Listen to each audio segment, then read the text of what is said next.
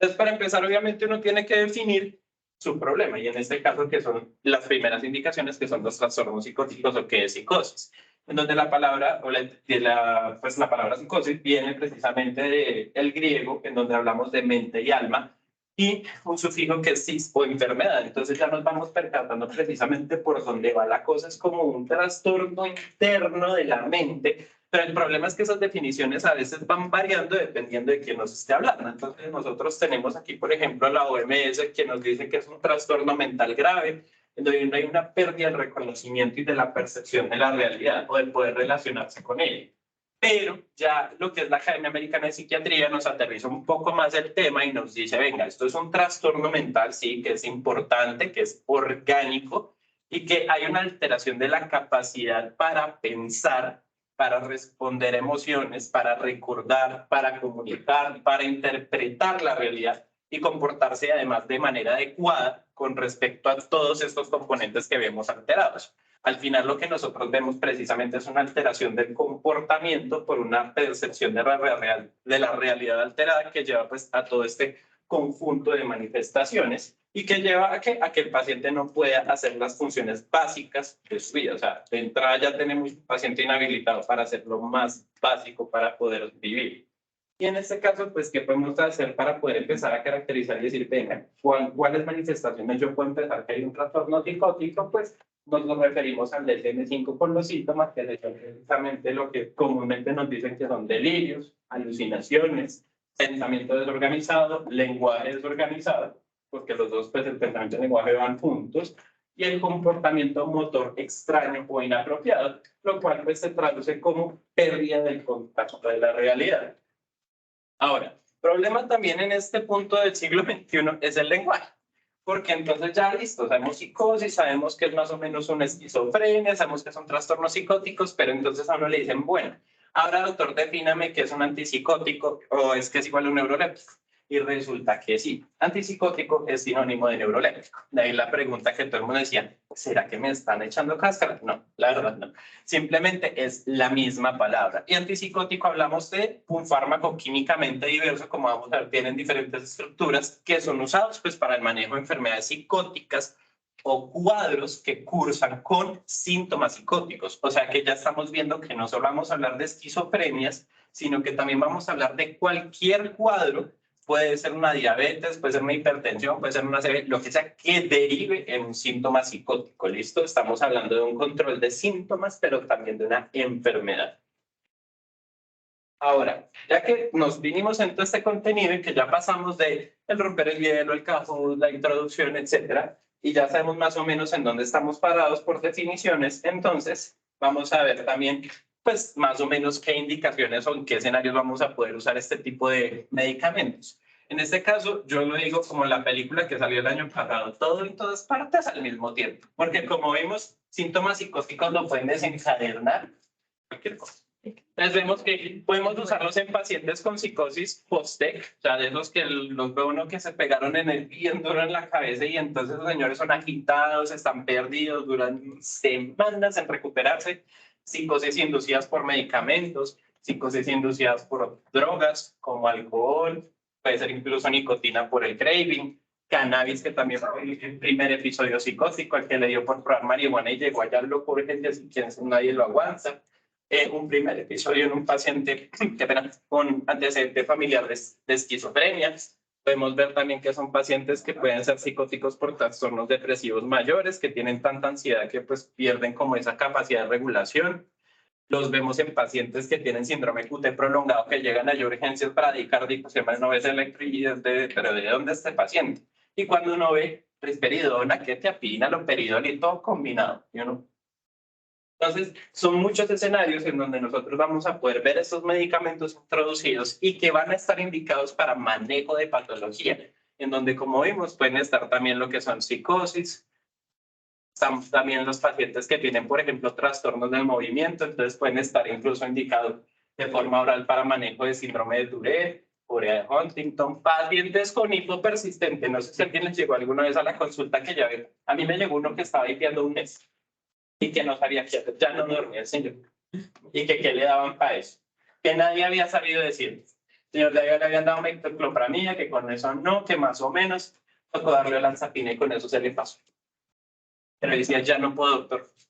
Pacientes, por ejemplo, también, sí, una de las indicaciones, de las pocas indicaciones de manejo con medicamentos de porfiria es porfiria intermitente aguda, precisamente, y que pues son enfermedades que son catastróficas porque usted sabe que cuando llega bien con crisis de porfiria a un servicio de urgencias es por y dolor que no se controla. Y ahí es cuando entra el cirujano y lo abre y dice, ay, aquí no hay nada. Entonces, una de las indicaciones de manejo médico medicamento de porfiria precisamente es eso.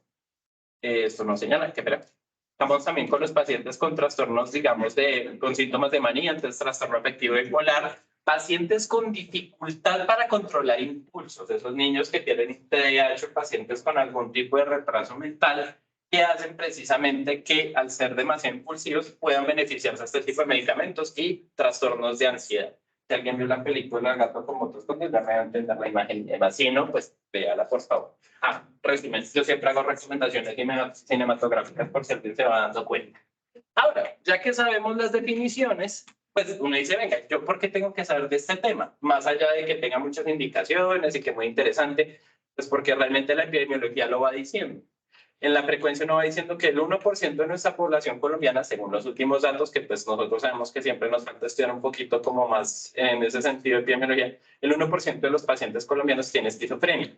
Más o menos estamos hablando de 1.53, incluso en mortalidad por trastornos mentales. Entonces ya vamos diciendo, venga, la gente como que sí se muere de eso. Y como veíamos en el caso, 2 a 3 veces de mayor probabilidad si yo tengo esquizofrenia de morirme versus la población general. Adicionalmente, todos estos pacientes con enfermedades mentales, esquizofrenia, trastorno afectivo bipolar, depresión, pues tienen casi que un 38.1 de intentos de suicidio por 100.000 habitantes. O sea, esto está ya viendo que estamos bastante, digamos, hay una cifra bastante importante con respecto a la mortalidad por suicidio, por intento de suicidio, y la mortalidad efectiva, o sea, el que se intenta matar y lo logra es de 5.07 por 100.000 habitantes para 2018. A mucha gente. Vemos que también tenemos un promedio de 4 personas atendidas por problemas de salud mental por cada 100 consultas. O sea, no es algo tampoco muy ajeno. Y eso es lo que de pronto llegamos a preguntar, ¿no? Porque es lo que menos se pregunta. Viene por la hipertensión, por el lumbago, pero nadie le pregunta cómo se siente. Y menos yo creo que si es médico general. De pronto ustedes como médicos familiaristas, que pues digamos un poco un abordaje más integral, pero el resto, ¿y usted cómo le va en la vida, señora, o su trabajo, su familia? No, usted y no por el dolor de pierna, el resto que lo vea el psiquiatra. Y así hay médicos que no escuchan ese tipo de expresiones, ¿no? Vemos que también tenemos un 2.4% de personas atendidas por enfermedad mental que fueron hospitalizadas. Tenemos casi un 0.8% de prevalencia de síndrome de Tourette. Entonces tenemos que, y pues nosotros sabemos que somos un pool allá en el Atlántico con la Corea de Huntington, que es propia, de hecho, enfermedad que es casi que decía desde una zona específica de la costa atlántica. En este momento se me va el nombre. ¿Quién? No me acuerdo. ¿Alguien sabe? Pero entonces son trastornos que pues precisamente vamos viendo que son frecuentes y que por ende el tratamiento deberíamos conocerlo, al menos las bases del mismo. Entonces, al ver todas estas cifras como segunda causa, tenemos como segunda causa de carga de enfermedad lo que es la depresión, que en este caso tenemos, eso es una bastante carga de enfermedad por una sola patología, por una serie de patologías. Entonces vamos viendo que todo este tipo de cifras pues nos van diciendo, venga, nosotros deberíamos empezar a saber de este tema. 17% de prevalencia de TDAH. Aquí alguien no hay como distraído, no es el que de pronto estudia y ve un pajarito y se le va la paloma y dice aquello que estaba haciendo. Y tiene que volver a leer el párrafo del PDF porque ya no me acuerdo.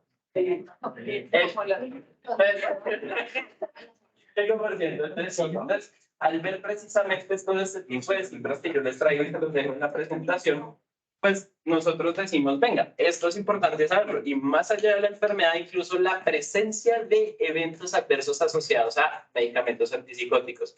98% de los pacientes que usan estos medicamentos reportan algún tipo de reporte de evento adverso. O sea, desde ya sea una náusea, o simplemente una disquinesia en un dedo, hasta el que hizo síndrome neuroléptico maligno por el medicamento. Entonces, vamos viendo que es importante conocer por qué, porque entonces no solo vamos a saber de cómo formularlos y a quién formularlos, sino adicionalmente vamos a saber cuáles son los efectos, que pues es importante saber cuáles son los efectos adversos, porque son frecuentes y pueden llevar a deterioro de la calidad de vida del paciente o incluso a que abandone los tratamientos y que sus enfermedades psiquiátricas, por ejemplo, no llegan a buen término. Entonces, miren, vamos viendo que el 76% reportan boca seca y ganancia de peso, importante en pacientes, por ejemplo, con comorbilidad cardiovascular y con diabetes o hipertensión.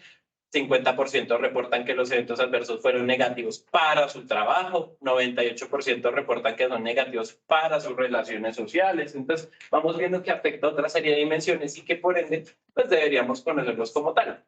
Y vemos que en este caso, incluso desde los costos, es importante. ¿Por qué? Porque los pacientes no adherentes que combinan fármacos o los cambian, por ejemplo, antipsicóticos sin indicación del médico, salen más costosos para el sistema de salud.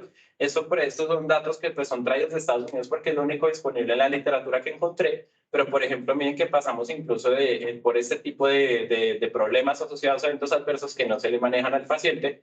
Casi que el costo se eleva a $26,138 en costos directos. Y si nosotros hablamos por solo el medicamento, el precisamente tener formulaciones inadecuadas de risperidona, quetiapina, etcétera, llega a costar al sistema $28,101. Entonces, no es algo tampoco que desde el punto de vista económico no tenga impacto.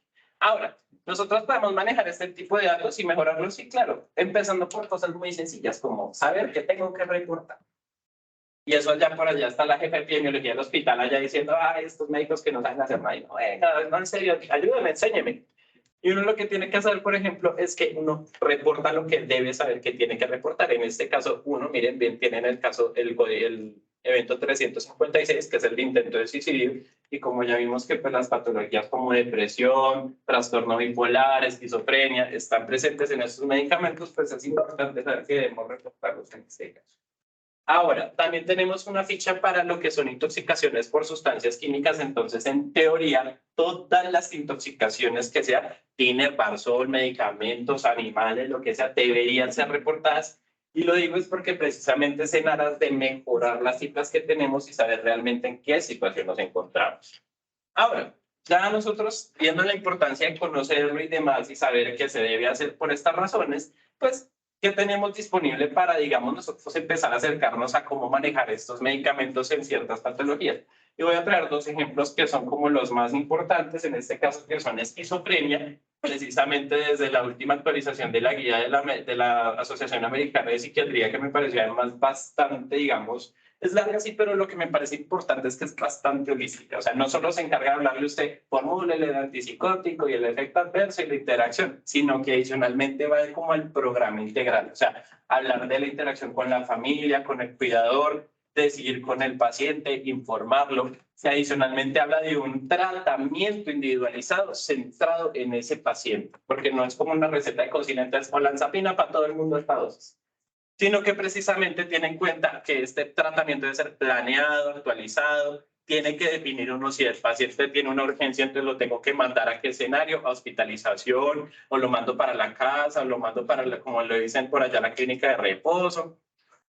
Y de saber qué es lo que debe pedirle el perfil de paraclínicos y de qué información yo debo pedirle a él y a la familia para empezar a cuadrar todo el manejo y caracterizar su enfermedad.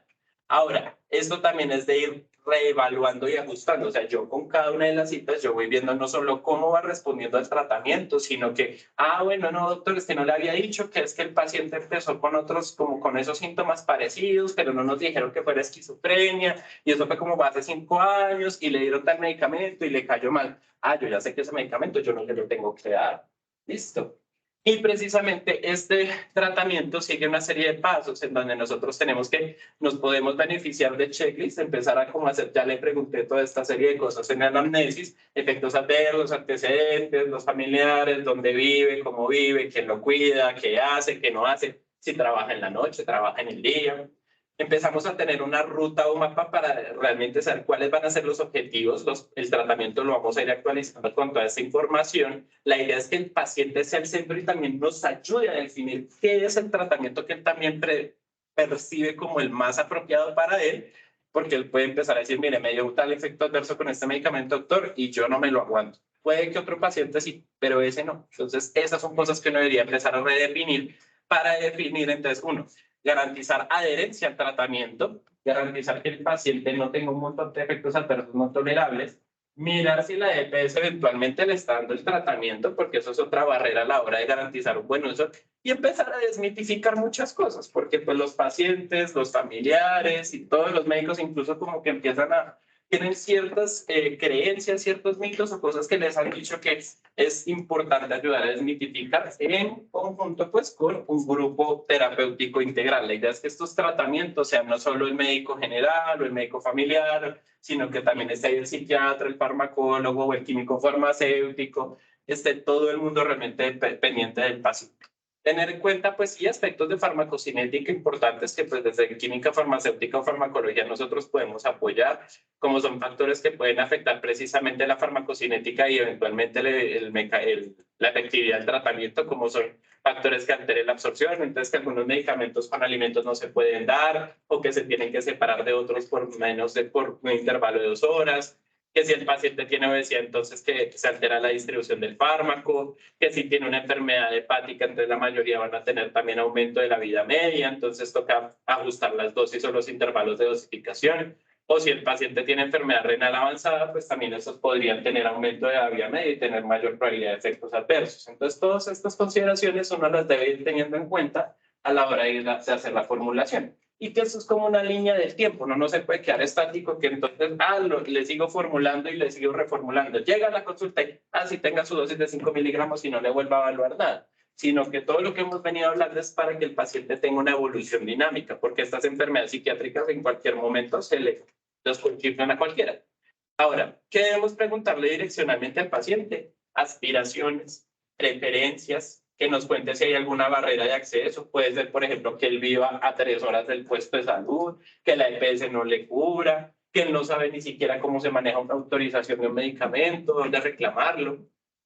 ¿Y cuáles son los deseos y aspiraciones? Realmente el paciente qué busca con el tratamiento, porque nosotros lo tenemos muy claro, pero el que busca, el que quiere realmente con esto, o sea, parte de la parte farmacológica es garantizar una introspección y que el paciente nos diga cuáles son los objetivos con ese tratamiento y poder elegir el mejor escenario posible para iniciar el tratamiento, definir, por ejemplo, si el paciente tiene un alto riesgo de suicidio o no, porque pues si obviamente nosotros vemos que ya sea por un esfuerzo, por las preguntas o por antecedentes de suicidio, no ve que se va a matar, sí o no, pues uno no lo va a dejar, sí, nos vemos en un mes en consulta para ver cómo le va. El paciente obviamente va a ir para el servicio hospitalario de urgencias. Verificar siempre adherencia al tratamiento o tener diferentes elementos para fortalecer esa adherencia y irla evaluando. Que la familia esté también integrada en el tratamiento, que ellos vean cómo le va yendo, cómo lo van percibiendo, si va evolucionando, no va evolucionando, lo ven distinto, etc. Siempre involucrarlos precisamente en las decisiones y darles toda la información pertinente. Y en este caso, mirar cuáles son los diferentes objetivos que tiene el paciente y la familia para poder ir mirando si se van alcanzando o no. Para lo cual nosotros también, pues, ¿qué necesitamos? Definir cuáles son la diferente información que yo requiero. Entonces, por eso decíamos que la anamnesis va a ser como en varias sesiones. Vamos a requerir una serie de laboratorios para definir, digamos, si hay efectos adversos o no, o si hay deterioro de función hepática, función renal, por ejemplo. Si en el examen físico vamos a buscar algo adicional, como lo decía aquí la doctora, pues, por ejemplo, síntomas de extrapiramialismo, también si alorrea pueden llegar a ocurrir. Entonces, todas esas cositas que nosotros debemos ir dando cuenta si el medicamento viene presentando efectos adversos que le puedan alterar la calidad de vida del paciente y que todo esto es un trabajo en equipo. Yo no estoy solo, o sea, yo no es el psiquiatra por allá solo formulando psicofármacos al depresivo, al esquizofrénico o al bipolar, sino que nosotros precisamente cada vez que vamos preguntando en estas sesiones podemos ir dándonos cuenta de cositas que de pronto al otro se le fue pasar. Para involucrar a la familia, ¿qué nos dicen? Entonces, recomiendan que se hace al inicio de la evaluación y antes de empezar el tratamiento, los pacientes normalmente prefieren que la familia esté involucrada. Se requiere para conocer manifestaciones del paciente que él a veces no percibe, documentar cambios o cosas que le llamen la atención. Entonces le podemos decir, por ejemplo, a la familia que si por escrito, que por foto, que por video, no, doctor, es que mire lo que yo le vi. Entonces, esto es súper importante y además de esto, yo de determinar la respuesta al tratamiento y la evolución de la enfermedad. y ayuda a exponer mitos y creencias y realidades sobre la enfermedad y el tratamiento. Ahora, con respecto a la adherencia, esto es un reto, porque es que la verdad esto puede implicar recaídas, rehospitalizaciones, mayor aumento de mortalidad, y aquí en este caso se debe a factores compartidos que dificultan la adherencia a medicamentos o al seguimiento, porque también están que no quieren nunca volver a la consulta por X o Y. Lo importante es no juzgar al paciente, obtener información de manera creativa, decirle que lleve un diario, que si responde un cuestionario, que si le hacemos alguna escala. Incluso se han inventado medicamentos que tienen ya tecnología con cápsula inteligente en donde usted le puede hacer tracking a ver si realmente se le está tomando el medicamento o no. O usted puede hacer niveles de medicamentos. Por ejemplo, se puede medir olanzapina y así no se está dando cuenta si efectivamente se está tomando la pepa o no. Lo que se busca es mejorar la adherencia al tratamiento. Y los factores que pueden alterar esa adherencia pueden ser que la persona no está consciente de la importancia de la enfermedad. Le dicen, usted tiene eso y, bueno, olvide tomar las dosis. Si yo estoy desconectado de la realidad, pues también se me puede pasar el tratamiento. Ahí está la familia para apoyarlo. Las dificultades para manejar tratamientos complejos. A veces les mandan 3, 4 tratamientos y además tienen de la hipertensión, la diabetes, la enfermedad coronaria y la dislipidemia. Entonces, barreras financieras. No, doctor, es que eso no está y yo no puedo comprarlo. Riesgos y beneficios percibidos del tratamiento, porque a veces dicen, no, doctor, yo no me, ¿cómo fue que nos dijeron esta semana en consulta? Ay, no, yo no me quiero volver dependiente de las cosas, doctor, porque es que después me vuelvo una adicta a eso.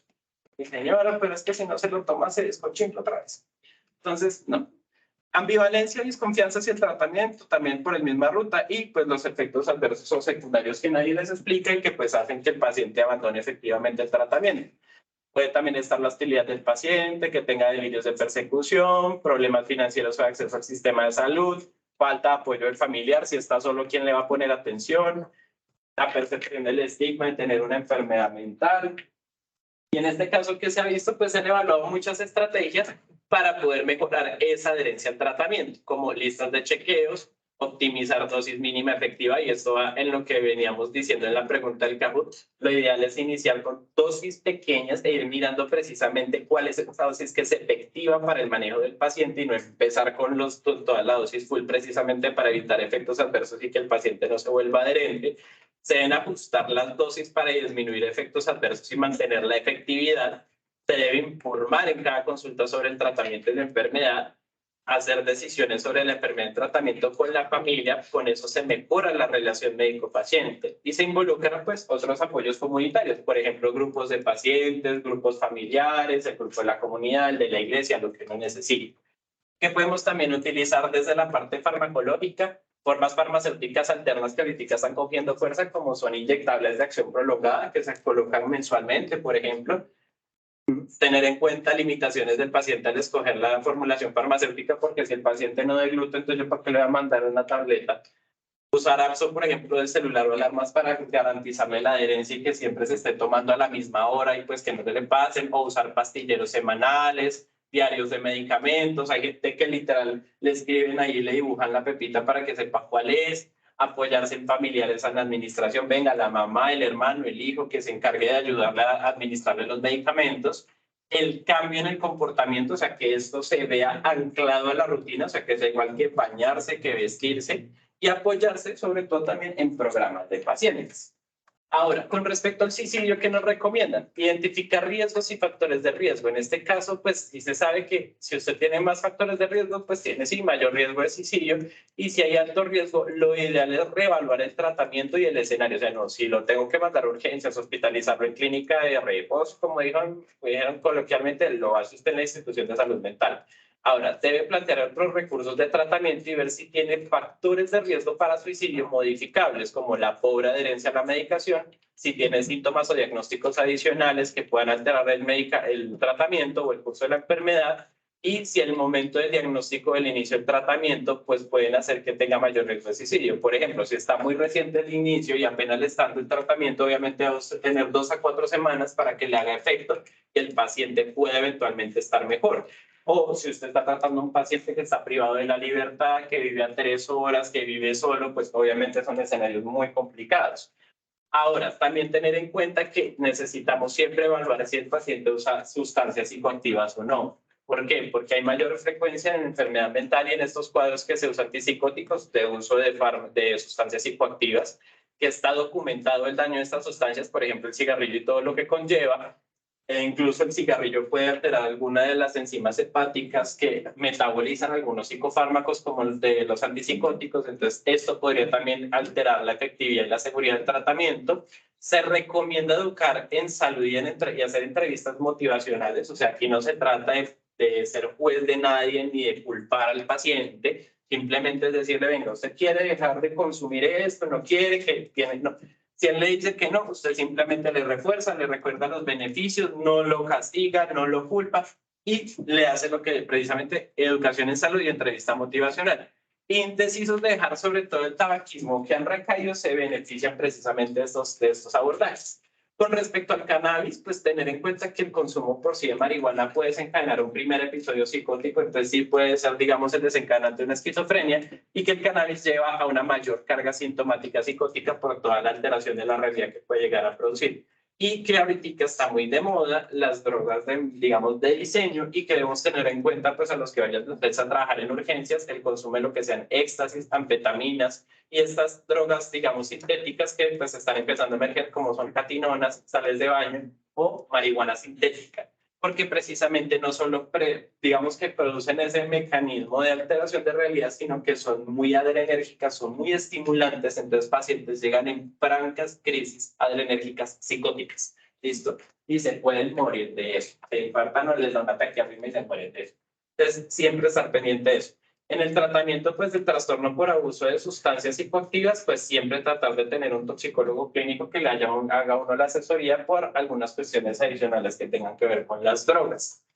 Y en este caso, lo que uno dice es tratar de reconocer si tiene un trastorno por abuso de sustancias. Si no lo tiene, pues se aconseja y se motiva. Si sí lo tiene, y en este caso el trastorno de abuso es cuando el paciente no es funcional de ninguna forma por las drogas, lo que usted debería hacer es hacer un manejo multidisciplinario con el toxicólogo o el psiquiatra, y en este caso iniciar el manejo con el antipsicótico si tiene la crisis, digamos, la agitación psicomotora, o si ya como tal tiene la esquizofrenia desencadenada, y si no, pues hacer el manejo acompañado de los síntomas por los especialistas. Lo importante es darse cuenta y a tiempo.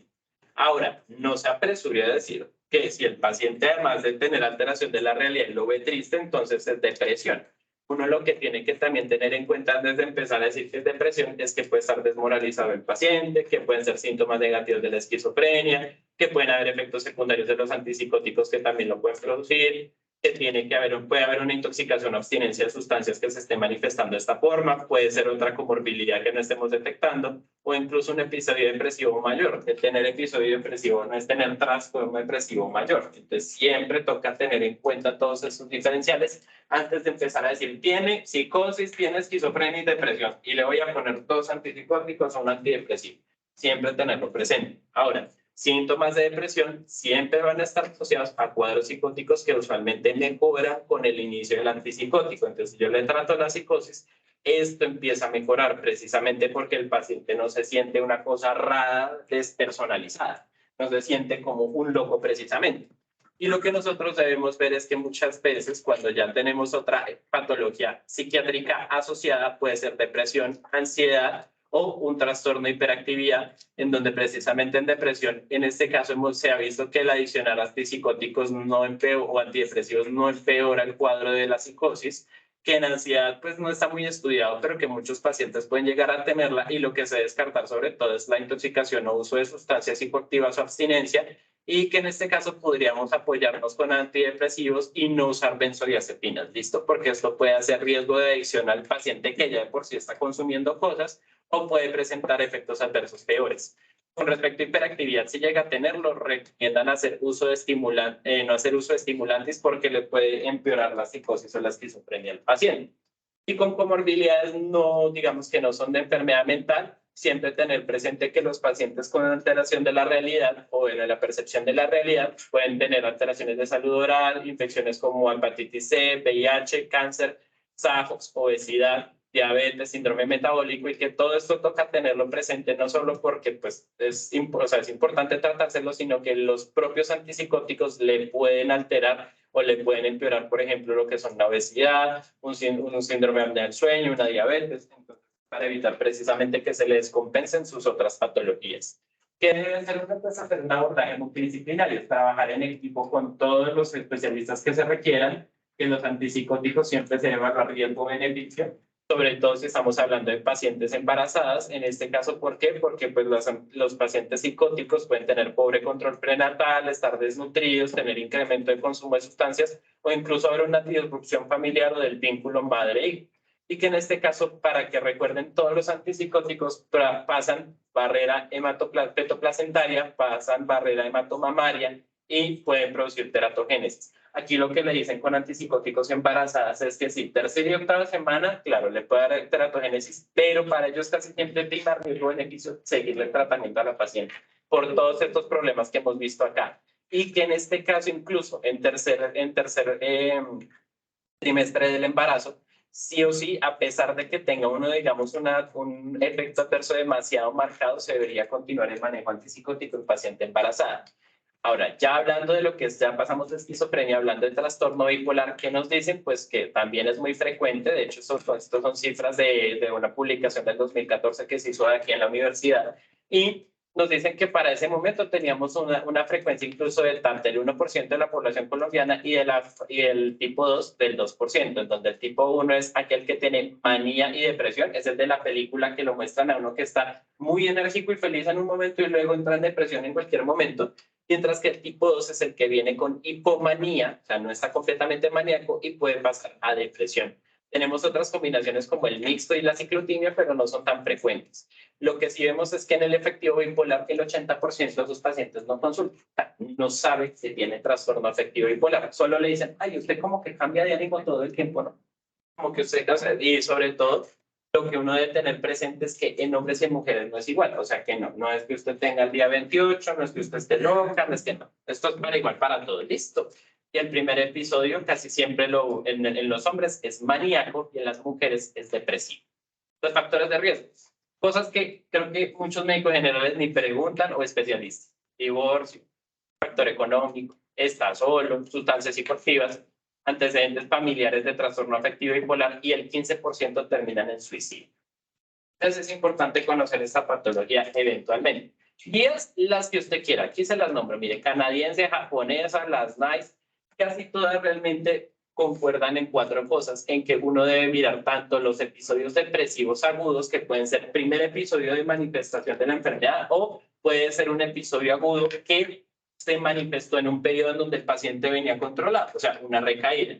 Y los episodios maníacos, que puede ser episodio maníaco agudo o incluso presentarse con manía más agitación. Lo que nos dicen con respecto a los depresivos agudos es que con antipsicóticos sí está indicado el manejo del episodio depresivo con antipsicóticos como primera línea, y el tratamiento de un episodio, digamos que ya sea como no un primer episodio como manifestación del TAP, sino que ya sea como pues el paciente tiene el diagnóstico y entró en episodio depresivo, siempre primero debemos mirar si se debe ajustar la dosis del antipsicótico, no usar antidepresivos solos en trastorno afectivo bipolar, siempre combinado con un antipsicótico, listo, o con un estabilizador del ánimo como el litio. Y con respecto a la manía, lo que dicen es que los antipsicóticos son primera línea para controlar la manía más el FI. Si se controla con el antipsicótico, puede dejarlo como medicamento, digamos, de control, o sea, para controlarle la enfermedad del TAP.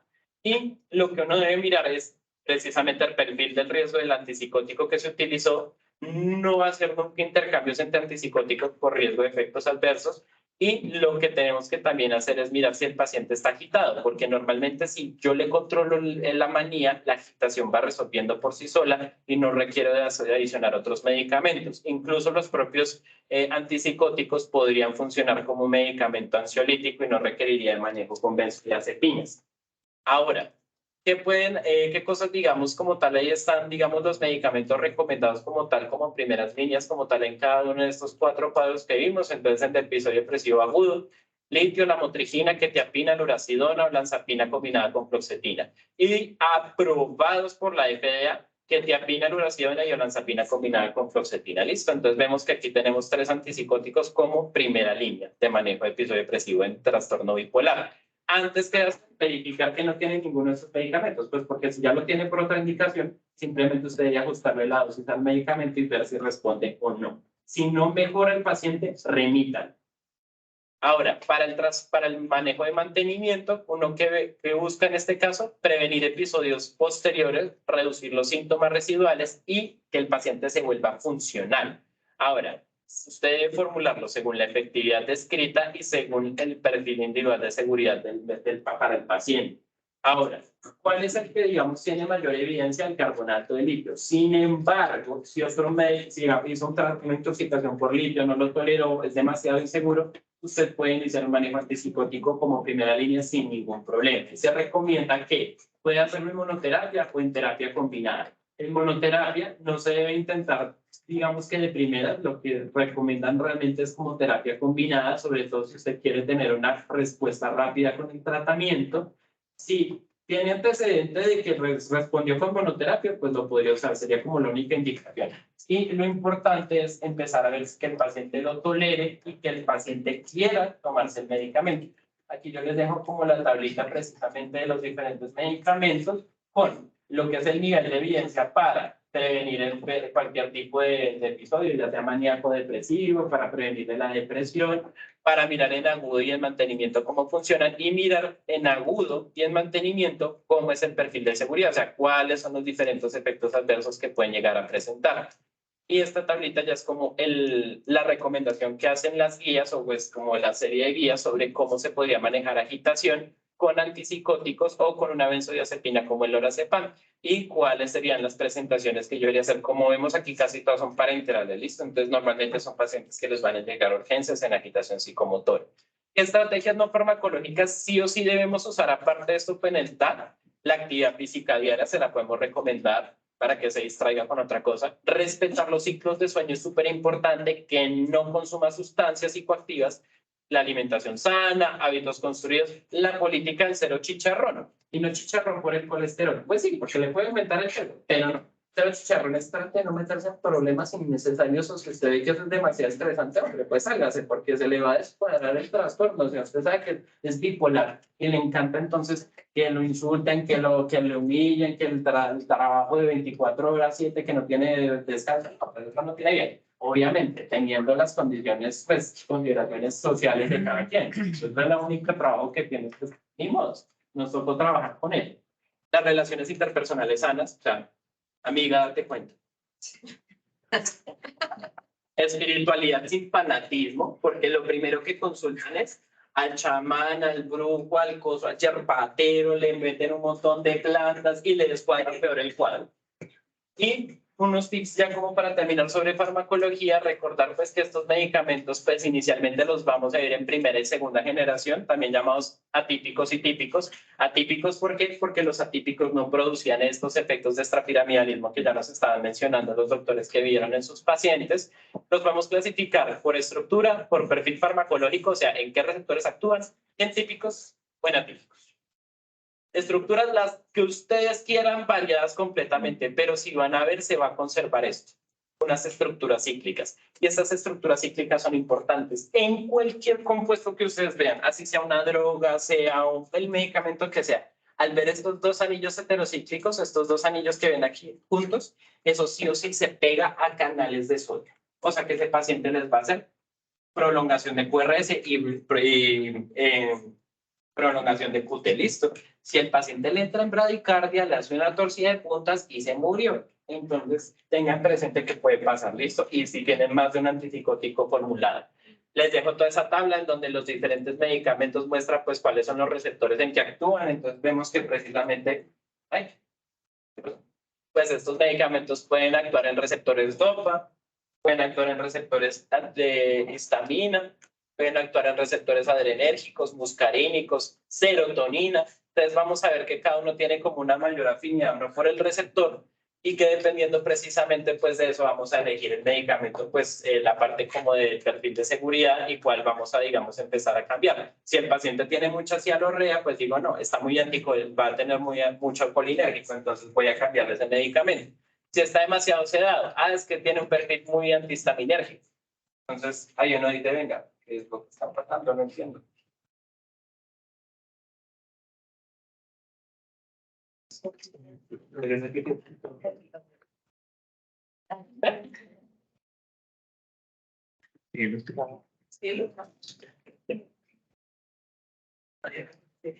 y así sucesivamente. Farmacocinética, digamos, general para todos, casi todos absorben el tracto gastrointestinal, de disponibilidad puede ser muy variable, hay unos que son del 100%, otros que son del 60%, todos tienen metabolismo de primer paso, o sea, todos pasan por el hígado y todos se unen a glicoproteína, pero entonces medicamentos de nuevo que se unen a esas glicoproteínas, hay un buscador en internet, yo les dejo la dirección, pueden interaccionar con esos fármacos, entonces si yo soy más afín a esa glicoproteína en el intestino, o sea, me voy a absorber más y el otro medicamento pues no va a funcionar. Esas son interacciones que pueden ustedes apoyarse con farmacología o con químicos farmacéuticos para empezar a optimizar manejos si el paciente no responde a la primera línea. No hay necesidad de pasar a segundas y terceras. Normalmente pues vemos que el medicamento va a empezar a actuar a las primeras o a la sexta hora. Y en este caso, pues que el volumen de distribución es muy alto, o sea que ese paciente puede tener medicamento circulando, o sea, en tejido por bastante tiempo, lo cual también explica por qué normalmente algunos se dejan mínimo por 24 horas o incluso semana o mensual. ¿Por qué? Porque son medicamentos que se acumulan mucho en tejido. Sí o sí se van a ir por hígado, por CYP, la mayoría es CYP2/6, CYP2B6, CYP3A4, entonces muchas interacciones farmacológicas. Siempre yo les recomiendo el UpToDate. No sé si conozcan la aplicación el Lexicom, el UpToDate para hacer todas las interacciones aquí, los que hayan pasado por fármaco, que la mayoría se eliminan por riñón en este caso y que pues en este caso son metabolitos activos que también se eliminan por riñón y por vía media ven que son muy variables. Pueden ir desde las 18 a 40 horas incluso hasta los 21 días por medicamentos que son de formas de depósito, que son los que ahorita se están usando precisamente porque eso son una administración intramuscular y ya. Ahí están también la tablita, digamos, con los diferentes parámetros farmacocinéticos y las diferentes, como, digamos, CYPs que pueden interactuar. Entonces uno puede mirar, este medicamento es por CYP3A4, inductor de CYP3A4, ¿no? Isoniazida, rifampicina, el de la tuberculosis, ya sé que se le va a interactuar el medicamento. El del fluconazol, el del ketoconazol, etcétera. Entonces, todas esas cosas que a veces no ve formulada en la consulta, pues uno va diciendo, venga, le puede interactuar el fármaco. Agentes atípicos, en este caso recordar que producen menos extrapiramidalismo a dosis antipsicóticas efectivas, o sea, el paciente tiene controlada su enfermedad mental, psicosis o lo que sea, y va a presentar muy pocos efectos, digamos, del tipo extrapiramidal, pero lo puede llegar a hacer.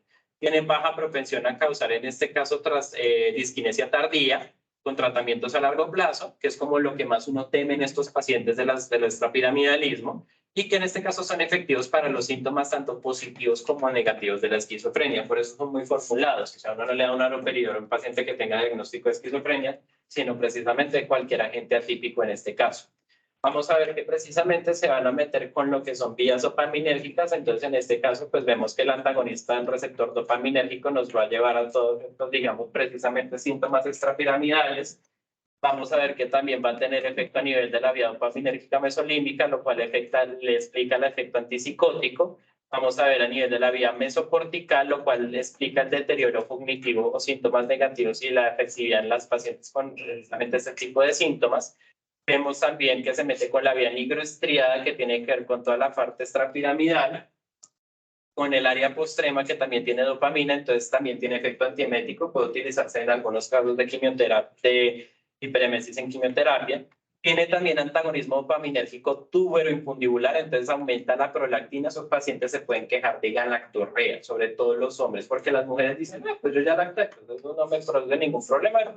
Pero sí hay hombres, muchos, sobre todo que se quejan de la ginecomastia o de la galactorrea, y las mujeres sobre todo se van a quejar por disfunción sexual o por cambios en el ciclo menstrual. Finalmente, pues regulación de temperatura, pueden haber pacientes que se quejen de calores, y en este caso recordar que estas vías que estamos hablando, sobre todo la nigroestriada y la del hipotálamo anterior, explican la generación del síndrome neuroléptico maligno, que es una urgencia médica que usted debe reconocerla, que el paciente que le llegue hipertérmico, rígido, con distonía, con apistótonos, que le ve la transaminasa elevada, le ve la CPK elevada, pues hombre, lo tiene que hospitalizar, meterle una benzodiazepina y meterle líquidos y para la UCI, porque ese paciente se le puede morir, el que quiera trabajar en urgencias. Ahí se les deja también como la gráfica de las vías directamente dopaminérgicas que de las que venimos hablando.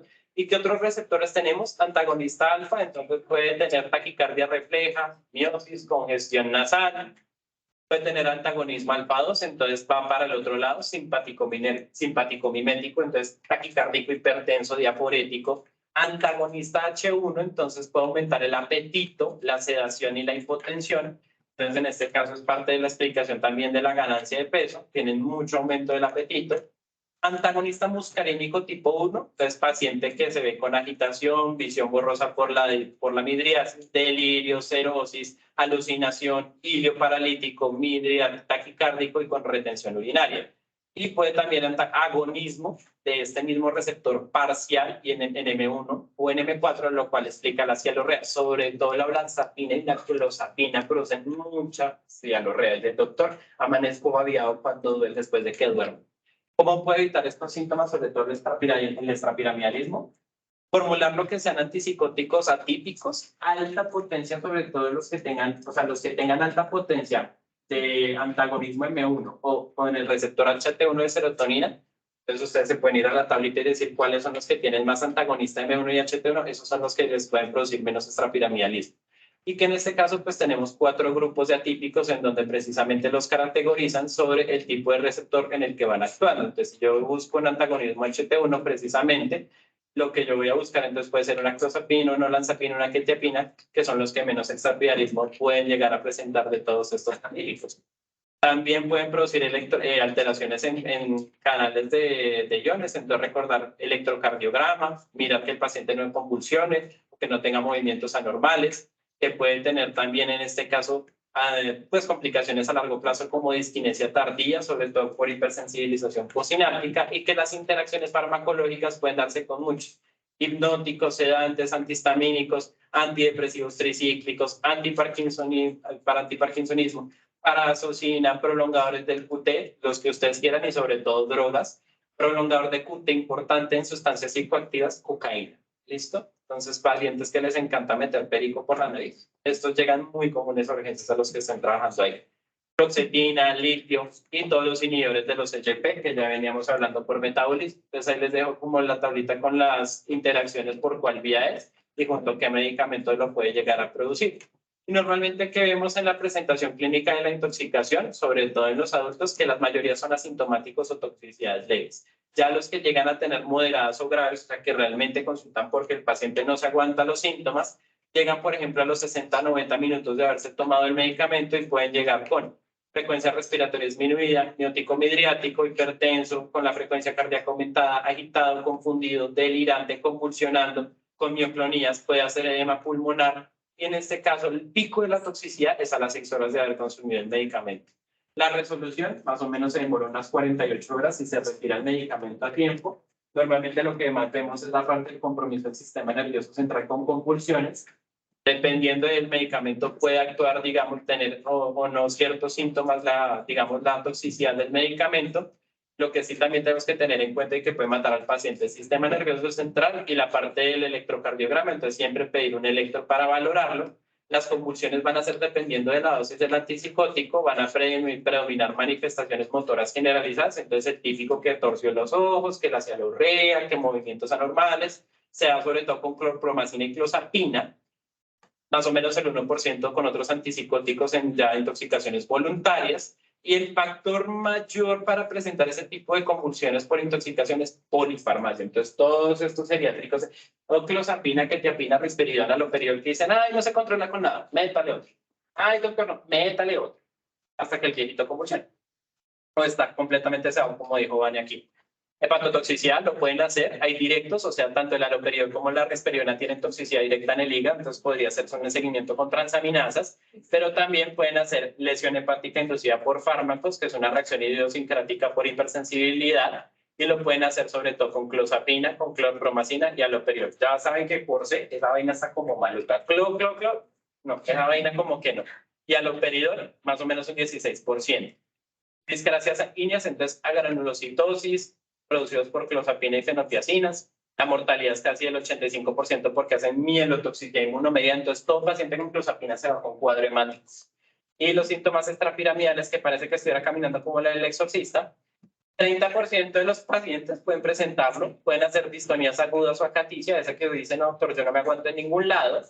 O parkinsonismo, ya cuando pasan meses del tratamiento y ya cuando son años, disquinesia tardía. Listo. Síndrome neuroléptico maligno es el más raro de todo realmente. Y aquí vemos pues toda la presentación que puede ser disquinesias agudos, que pueden ser de pediátricos o incluso de adultos jóvenes, incluso de 45 años. Hay historia familiar de distonía normalmente, de movimientos anormales. Puede haber uso reciente de alcohol de sustancias psicoactivas. Y en este caso pueden asociarse a los que son antagonistas potentes de dopaminas, como son atípicos como la clozapina, de nuevo, el único raro ahí, pero pues preguntar con haloperidol, por ejemplo, es lo más frecuente. Listo. Parkinsonismo también se puede presentar, tratar de precisamente mirar si no es una enfermedad de Parkinson que ya estaba presente previamente. Y la disquinesia tardía, que es la potencialmente irreversible, o sea, el paciente que ya presenta esta complicación al año o a los meses de de iniciar el tratamiento, pues simplemente es hacerle seguimiento porque precisamente en este caso ya lo único que en este caso toca hacer es fisioterapia, algo de antagonistas agonistas dopaminérgicos, pero no hay mucha evidencia. ¿Qué vemos en este caso? Movimientos estereotipados, involuntarios, repetitivos, dolorosos en la cara, párpados, boca, lengua, extremidad, tronco. El señor está completamente fregado. ¿Y qué compromete? La masticación, la protrusión de la lengua, que pueda hacer comunicarse adecuadamente. El paciente parece que esté gruñendo todo el tiempo y se asocia con muerte en este caso. Pues en este caso siempre tener presente precisamente que esto puede matar al paciente y que las dosis es importante verificarlas porque por el compromiso respiratorio, las arritmias o la broncoaspiración que se pueden llegar a presentar en estas dosis. Clorpromazina, clozapina o lanzapina. O sea, estas tres nunca se les olvide por todo el perfil de seguridad. Listo. Aquí les dejo los criterios para que el paciente, si llega a tenerlo, pues lo tenga que mandar desde urgencias a la unidad de cuidado intensivo y comentarlo. El tratamiento de las intoxicaciones así de severas es de soporte, la verdad, darle benzodiazepina, intubarlo si lo requiere, mandarlo pues ya para allá si está en el rural o si está por allá en urgencias trabajando. Y el tratamiento nunca lavado gástrico porque se va a broncoaspirar ese paciente. O sea, le mete agua y se termina de broncoaspirar. Carbón activado solamente si lleva 1 o 2 horas de intoxicado el paciente. No hacer diuresis forzada, no hacer alcalinización de la orina. Y en este caso solamente se hace alcalinización si el paciente tiene ratomiolisis, o sea, neuroléptico maligno nuevamente. ¿Bicarbonato de sodio para qué? Para el tratamiento de las arritmias que tengan en el electro, listo. O lidocaína, cardioversión, pues si está indicada. Sulfato de magnesio, dependiendo si tiene prolongación de QT o no. Benzodiazepinas y tisostigmina en el caso sobre todo de los pacientes con disquinesias agudas muy severas o que tengan síndrome neuroléptico maligno. O incluso benzodiazepina y barbitúricos. Aquí les dejo como las dosis de cada uno de los medicamentos o antídotos dependiendo del extrapiramidalismo que tenga, que ya veníamos pues hablando de cada uno de ellos, y el seguimiento, pues las manifestaciones en las primeras 4 o 6 horas para ver que el paciente no evoluciona a una toxicidad severa por el medicamento y que requiera precisamente ir a la UCI, como son por ejemplo precisamente lo que es las alteraciones del sensorio, las convulsiones, la ratomiolisis, la falla hepática aguda o las alteraciones del electro. Si tiene falla renal, recordad que en estos pacientes no requieren ajuste.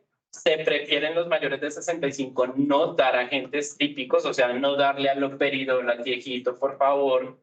Los más comunes que llegan a presentar en este caso entonces son efectos de tipo distonía, aunque pues como vimos pueden tener otros más severos. Y si tiene un Child-Pugh B, ajústele. Si tiene un Child-Pugh C de insuficiencia hepática, suspéndalo, no está indicado.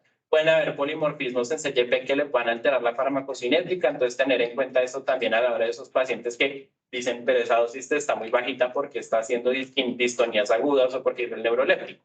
Y pues nada, agradecerle aquí al señorito que siempre me ve trabajando en la casa. Es él como que siempre está ahí, ¿qué más les puedo decir? Y cualquier dato de contacto, entonces después les dejo mis correos, mi número, redes sociales, aquí están también las del posgrado que, como decía ahorita, que Gabriel estamos promocionando más que si fuera propaganda de YouTube mal pagada. El LinkedIn también por si alguien quiere ofrecer trabajo, que es y cualquier cosa pues que necesiten de manejo, pues con mucho